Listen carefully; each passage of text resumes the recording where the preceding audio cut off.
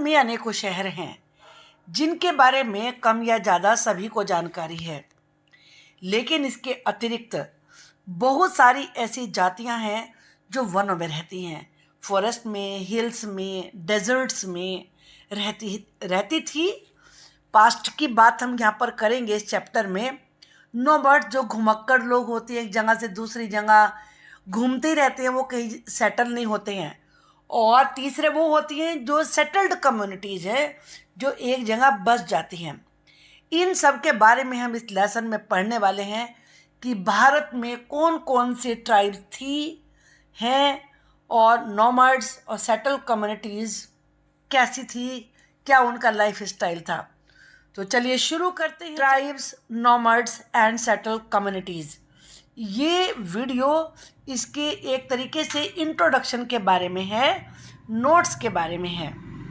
Parts of the subcontinent society was already divided according to the rules of varna. जो भारत सब continent था उसके बहुत बड़े पार्ट में सोसाइटी डिवाइडेड थी, जो वर्ण सिस्टम के रूल्स से उनके अनुसार। These rules as prescribed by the Brahmans. और वर्ण सिस्टम में जो सबसे ऊपर टॉप की जो वर्ण था वो था ब्राह्मण। तो ये रूल्स ब्राह्मणों के द्वारा बनाए गए थे। Were accepted by the rulers of large kingdoms. और इन्हें जो बड़े बड़े किंगडम थे इंडिया में, उनके रूलर्स के द्वारा उन्हें स्वीकार किया गया था। बियॉन्ड बिग सिटीज़, लेकिन बड़े बड़े शहरों से परे ट्राइबल सोसाइटीज़ भी थी। अब ट्राइबल क्या होते हैं? Tribes who lived beyond the cities. वो जातियाँ, वो जनजाति जो कि शहरों से दूर रहती थी। Did not follow the social rules. वो सामाजिक नियमों को नहीं मानती थी। रिचुअल्स का मतलब रीति रिवाज, और ना उन रीति रिवाजों को मानती थी जो कि ब्राह्मणों के द्वारा प्रेस्क्राइब थे, यानी कि निर्धारित थे। Many large tribes thrived in different parts of the subcontinent. Indian subcontinent के अलग अलग पार्ट्स में बहुत सारी ट्राइब्स फल फूल रही थी। They usually lived in forest. अब ये ध्यान में रख लीजिए कि ट्राइब्स कौन सी होती हैं, किसे कहते हैं। ट्राइब्स वो लोग होते हैं जो फॉरेस्ट में, हिल्स पर, डेजर्ट्स, रेगिस्तान में, और and places difficult to reach, और ऐसी जगहों पर जहाँ पहुँचना मुश्किल हो, वो ट्राइब्स कहलाती हैं। The caste based and tribal societies also depended on each other for their diverse needs. जो जाति पर आधारित सामाजिक व्यवस्था थी वहाँ के लोग, यानी कि ज़्यादातर जो शहरों में थे, और ट्राइबल सोसाइटी जो जंगलों में, डेजर्ट्स में, हिल्स पर रहते थे लोग, ये अपनी आवश्यकताओं के लिए एक दूसरे पर निर्भर थे। Who were tribal people. Tribal लोग कौन थे? जैसा कि अभी बताया, tribal people were found in almost every region of the subcontinent. जो हिल्स में, डेजर्ट्स पर, फॉरेस्ट में रहने वाले लोग थे, वो सब कॉन्टिनेंट के एक तरीके से हर रीजन में थे। अब यहाँ पर नाम बताया उनके। In Punjab, the Khokhar tribe was very influential during the 13th and 14th century. Khokhar tribe Punjab में 13th और 14th सेंचुरी में बहुत प्रभावी ट्राइब थी। लेटर बाद में the Gakkhars became more important. Gakkhar tribe ज़्यादा इम्पोर्टेंट हो गई। मुल्तान एंड सिंध, मुल्तान और सिंध में द लंघास एंड अरगुन्स, ये दोनों ट्राइब्स बहुत बड़े एरिया में डोमिनेट करती थी। In the north west Balochis ये ट्राइब थी। In the western Himalayas Gaddis. In north eastern part of the subcontinent, जो नॉर्थ ईस्टर्न पार्ट था वहाँ पर नागाज, अहोम्स और बहुत सारी दूसरी और भी ट्राइब्स थी। In many areas of the present day Bihar and Jharkhand, जहाँ आज का झारखंड और बिहार है, उन एरियाज में Chero chiefdoms had emerged by the 12th century. 12th century तक चैरो ये चिफडम्स यानी कि इनमें सरदार हुआ करते थे, ये एरियाज विकसित हो चुके थे। The Mundas and Santals were other important tribes that lived in this region. जो कि इस रीजन में रहती थी वो इम्पोर्टेंट ट्राइब थी, मुंडाज और Santals. And also in Orissa and Bengal, और उड़ीसा और बंगाल में भी। इन महाराष्ट्र हाईलैंड्स, महाराष्ट्र की हाईलैंड पर पठारी क्षेत्र में, कर्नाटका में और सदर्न रीजन्स में कोलीज, बेराट्स, कोरागस एंड वेत्रास, मारावार्स एंड अदर्स, ये ट्राइब्स थी। In western and central India the large tribes of Bhils. In the present states of Chhattisgarh, Madhya Pradesh, Maharashtra and Andhra Pradesh, in 4 state में, जो आज ये 4 स्टेट हैं, इस एरिया में गोंड ये ट्राइब थी। How nomads and mobile people lived. Mobile से मतलब मोबाइल जिस पे आज जो आज आप देखते हैं वो मतलब नहीं है। मोबाइल से मतलब है एक जगह से दूसरी जगह घूमने वाले लोग, ये एक जगह सेटल नहीं होते थे। और इन्हीं को नोमड्स ये शब्द भी कहा जाता है, इन्हें घुमक्कड़ जातियाँ कह सकते हैं। Nomadic pastoralist moved over large distances with their animals. Pastoralist का मतलब होता है चरवाहा, शेफर्ड्स। जो घुमक्कड़ पैस्टोरलिस्ट थे वो अपने एनिमल्स के साथ लंबी लंबी डिस्टेंस कवर करके घूमते ही रहते थे। They lived on milk and other pastoral products. Milk से बने हुए और जो दूसरे जो भी चरागाह से चीज़ें बनती थी उनके प्रोडक्ट्स पर ही अपना जीवन यापन करते थे। They also exchange wool, ghee etcetera with settled agriculturist for grain, clothes, utensils and other products. वे वूल, क्योंकि जब वो पेस्टोरलिस्ट थे तो शीप भी पालते थे तो उससे वूल मिलती थी, घी वगैरह देते थे, और उनसे बदले में जो सेटल्ड एग्रीकल्चरलिस्ट थे, यानी कि जो एक जगह बस कर खेती करते थे, वहाँ पर उनसे ग्रेन, अनाज, क्लोथ, कपड़े, यूटेंसिल्स, बर्तन और दूसरे प्रोडक्ट्स बदले में लिया करते थे। The Banjaras were the most important trade nomads. आज भी बंजारे के ऊपर बहुत सारी मूवीज़ भी हैं और बंजारों को आप देख भी सकते हैं।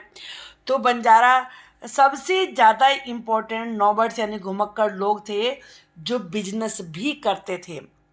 Many pastoral tribes Rudyard and sold animals. Rudyard का मतलब पालना होता है।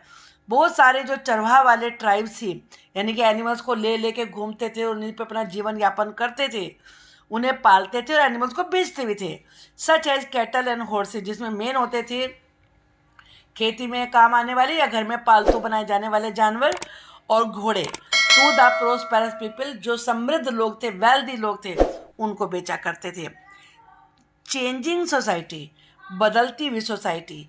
न्यू कास्ट एंड हायरार्कीज, नई नई जातियाँ, और हायरार्की का मतलब होता है जो ग्रेडिंग सिस्टम है, सबसे ऊपर कौन, उससे नीचे कौन, उससे नीचे कौन, तो ये बदलती हुई हायरार्कीज।